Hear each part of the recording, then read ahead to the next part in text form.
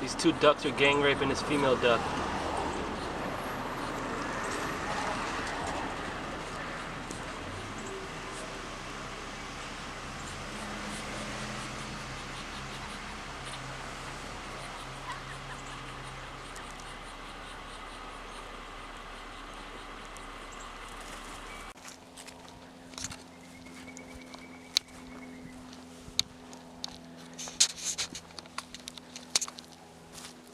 So what's up, guys?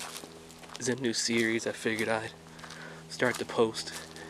It's gonna be basically just daily meditations, daily nature walks, just a day-to-day kind of in the life here of the people at Uncommon Shamans.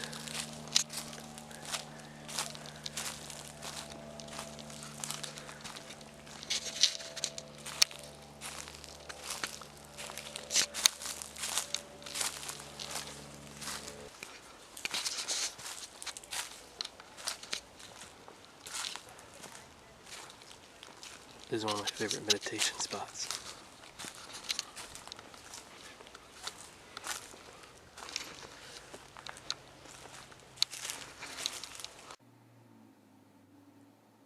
The world only exists as a dream in my consciousness. Whatever happens, happens to you, by you, through you. You are the creator, enjoyer, and destroyer of all you perceive. You are the maker of the world in which you live. You alone can change it or unmake it. The world appears to you so overwhelmingly real because you think of it all the time. Cease thinking of it, and it will dissolve into thin mist. There is only one mistake you are making. You take the inner for the outer, and the outer for the inner. What is in you, you take to be outside you, and what is outside you, you take to be in you. The mind and feelings are external, but you take them to be intimate.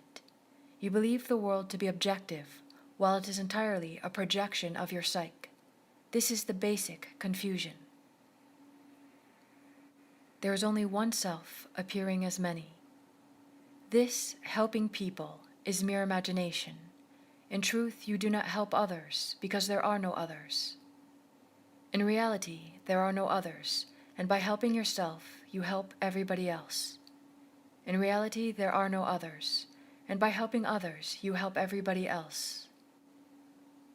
You are lonely as a person. Your real being, you are the whole. All is you and yours. There is nobody else. This is a fact. You yourself are God, the supreme reality. You are God, but you do not know it. The real is simple, open, clear and kind, beautiful and joyous. It is completely free of contradictions. It is ever new, ever fresh, endlessly creative.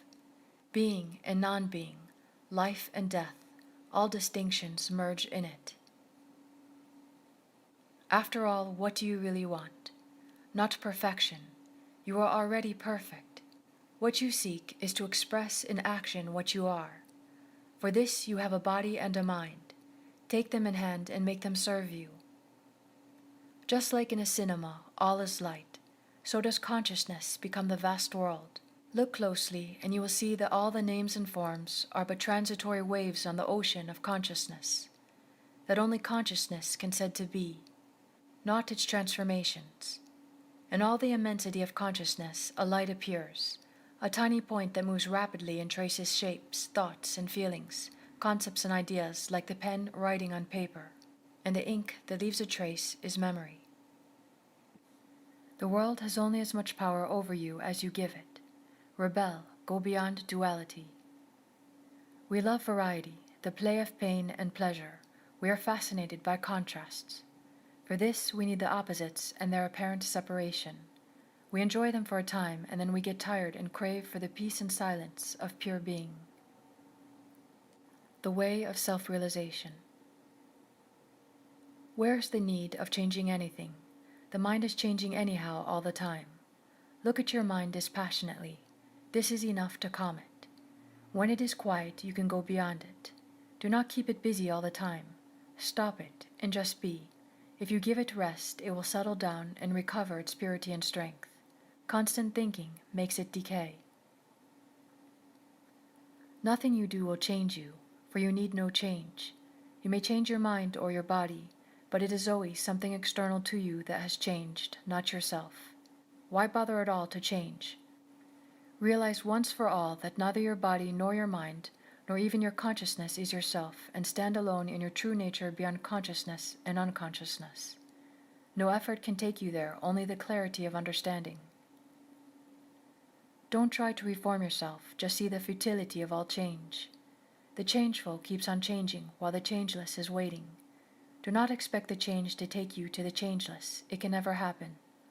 Only when the very idea of changing is seen as false and abandoned, the changeless can come into its own. If you are earnest, you will find that in the end, you will get fed up with roaming and regret the waste of energy and time. To find yourself, you need not take a single step. But there is a precondition, earnestness now.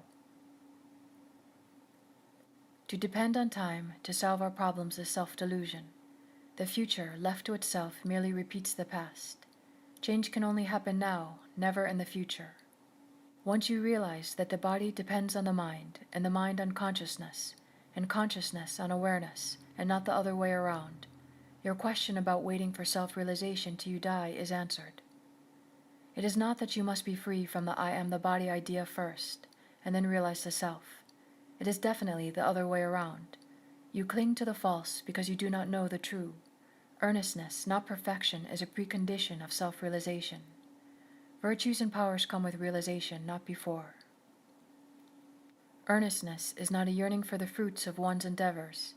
It is an expression of an inner shift of interest away from the false, the unessential, the personal.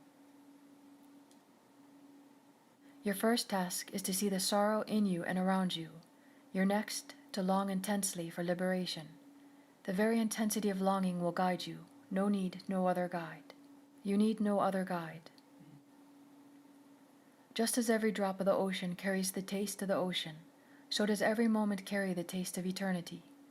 Definitions and descriptions have their place as useful incentives for further search, but you must go beyond them into what is undefinable and indescribable, except in negative terms.